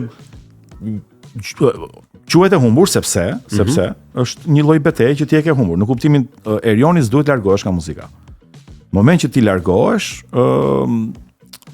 vendi jot, çiko, e di si është puna e artit, se këtu thonë që shiko nuk je më në treg, nuk dëgjohesh më, do ishte mirë të riktheshe. Artistët janë si konstelacion. Domethënë yje në qiell, janë të gjithë aty, dikush ndryshon më pak, dikush më shumë, dikush është më larg, dikush më afër, por janë të gjithë aty. Pra ne jemi aty. Jemi për ata që na kujtojnë me këngët tona. Pra kush hyn edhe i shikon dhe i klikon dhe i dëgjon. Për sa kohë ato do dëgjohen? Okej. Për 10, 20, 30, 40 vjet. Po unë personalisht si Erion, si njeri, jo si artist, them që duhet mos kisha hequr dorë nga kënga, të kisha vazhduar, pavarësisht vështirësive apo luhatjeve apo atyre që më penguan për kohën që ta vazhdoj. Edhe unë them ti ke thënë një jo përfundimtare? të pa negociueshme? Nuk e shoh më veten. Mbase çiko, ajo është punë frymëzimi, muze, krijojnë kushtet e di si thoshte Seneca? Filozofi madh romak, po. Thoshte suksesi është kur talenti takon mundësinë. Okej. Dhe kur të bëhen këto bashk, nuk i dihet mbase përsëri mund të jem me 2-3 këngë, nuk e quaj në rast se vi me një këngë. Të mendosh mirë për të rikthyer në treg, të duhet të paktën të bësh një album. Të bësh një album, të kesh bashkëpunime me këngëtarë të cilët janë sot të fuqishëm në treg, të punosh mirë me idenë dhe bashkëpunëtorët që do realizosh videoklipet, mënyrën se si do të shpërndahesh në rrjetet sociale. Pra ka ndryshuar shumë strategjit sot për të shkuar tek të dëgjuesi. Një pyetje fundit nga ana ime, cila këngë mendon ti ose do doje ti që të ngelej nga ty si më e mira? Po them do doje ti, jo publiku. Si më e mira? Po, për ty. Që mund të jetë një zgjedhje që ne mund të na çuditësi totalisht, se mund të mos e mendojmë, po ti e vlerëson si më të mirë. Nuk e bëj dot të ndarje. Nuk e bëj dot të ndarje. Po diun që të ka shijuar ty, mendon ti që e ke performuar dhe e ke realizuar më mirë. Nuk meriton as të urresh, është një material shumë i mirë për mendimin tim. Është një tekst i cili ka njerëz që mund ta gjejnë veten aty brenda. Pra nuk është një tekst dashurie si shumë qindra mira të tjera tekste dashurie. Është një tekst shumë i veçantë. Okej. Kurse kjo është kërkesa ime e fundit. Kënga ime e preferuar, patjetër ka edhe të tjera, po këtë e dua fort dhe dëgjoj sa herë që dua të hyj në ndonjë gjendje emocionale të thellë, kush ka faj. Sa e mundur është që pak nga ajo këngë ne ta dëgjojmë të këndtuar nga ty. Se di sa e mundur është, po do duheshin kushte, mbase mikrofonat tjerë, mbase Greta duhet ishte këtu. Do e bën ti Greta? Besoj që po, okay.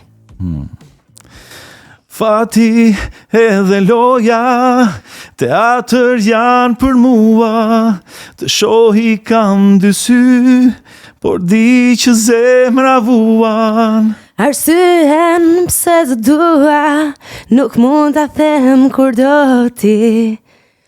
Nuk mund ta më Mirë, si improvizimi ishim mirë. Ej, më kënaqet. Më kënaqet se e këndua të dy, po.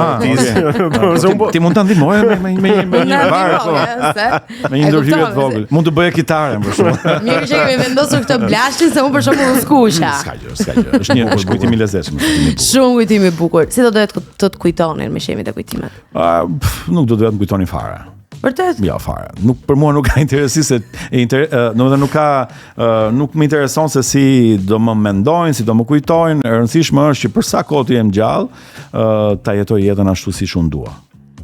Ne të falenderojmë shumë që ishe në Kinotek. Ishte shumë kënaqësi Erion. Faleminderit juve për ftesën. Jo vetëm një nostalgji artistike e një artisti shumë të mirë edhe simbol të atyre viteve, por edhe një përvojë e risjell sot me kaq shumë elokuencë nga ty këtu. Faleminderit. Ishte kënaqësi e veçantë. Mirë, para se ta mbyllim bashk, unë doja t'ju kujtoj edhe gjithëve që filmat në Cineplex vazhdojnë dhe nga nesër pikërisht në 22 janar vijnë dy filma, Return to Silent Hill, një markë e simbolit e filmit, një simbol pra i filmit horror me regjisor Christoph Gans, pikërisht sjell markën e horrorit sërish në ekranin e madh të kinemas, dhe filmi tjetër që vjen në kinema Cineplex, një film i animuar, një princesh rebele me pikërisht regji të Alex Cilcian. Mirë, ato biletat deshëm na. Ato biletat patjetër, sepse unë doja ta pyesja. Ka bileta falas apo? Unë doja ta pyesja Erionin nëse a shef filma në kinema zakonisht, të pëlqen kinemaja kështu si? Jo, më jep ti shes të fitoj lekë. Dyshe është bileta, mund ta shfrytëzosh kur të duash, për cilin film të duash. Okej. Sa e ka fatin e skadencës? Jo, është pa afat, kur të duash. Kur të duash. Edhe pas 10 vjetësh? Jo, pas 10 vjetësh kam përshtypjen. Besoj që po, pse jo? Do të dal boja. Do ta ruaj me nostalgji. Tani kam përshtypjen që ka filma të mirë edhe në këto ditë moderne. Jo, Filmat e ardhshëm do jenë nga robotët, do ta shfrytëzoj o këtë javë ose javës tjetër do shkoj patjetër. Shikim të këndshëm. Faleminderit shumë për ftesën, për intervistën, ishit edhe ju shumë të këndshëm. Ju uroj shumë suksese, sido që të shkoj jeta juaj në media ose jo, nuk ka rëndësi kjo. Bëni atë që ju bën të ndiheni mirë dhe do jetoni një jetë të bukur. Shumë faleminderit. Që në fakt na duheshin dhe besoj ju duheshin edhe ju që na dëgjuat në këtë transmetim. Ne ju falenderojmë dhe do të shihemi si gjithmonë të mërkurën e ardhshme në orën 5. Siç më kujtua një këngë Elban Skënderaj tani, si çdo pasditë. Pafshim. Shihemi. Kinotekën sot, drita në çdo skenë 120 minuta mendime që s'flen.